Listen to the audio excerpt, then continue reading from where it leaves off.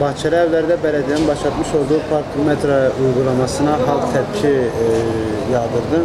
Yoğun tepkiden dolayı bu uygulama durduruldu. Sizce haklı buluyor musunuz bu uygulamayı? Ya şimdi Bahçelievler'de zaten Bahçelievler esnafı olarak zaten işlerimizde bir kırılma var, yani işlerimizde iyi bir kırılma var.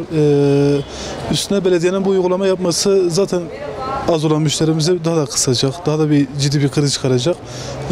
Üstelik bir de kendi esnafımız da, yani bizim de arabalarımız var, araçlarımıza gelip burada duracağız, o ayrı bir sıkıntı olacak. Ayrıca bize bir yük olacak. Ayrıca Bahçelievler'de ikametgah eden, Bahçelievler'de oturan halk için ayrı bir sorun olacak. Yani bu başlı başına belediyenin bir çıkmazı, yani çok garip bir uygulama. Hani bize bir otopark yapmış olsa, işte şurada aracınızı, mesela şimdi bu Rabia Meydanı'nda bir otopark var.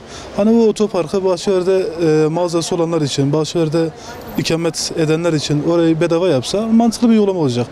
Diğer şekilde belediyenin bir çıkmazı olacak, yani hizmet değil bu, yani resmen işlerimizi sekteye uğratmak için atılmış bir adım gibi duruyor.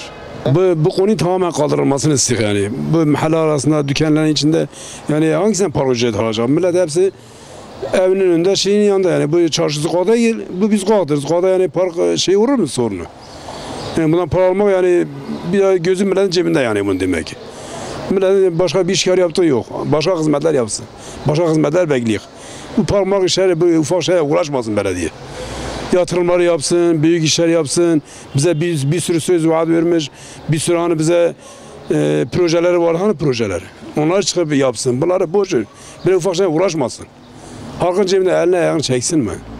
Ben diyeceğim bu kadar yani. Bunun devamlı sürekli olmasını istiyor yani. Böyle kaldırılmasını.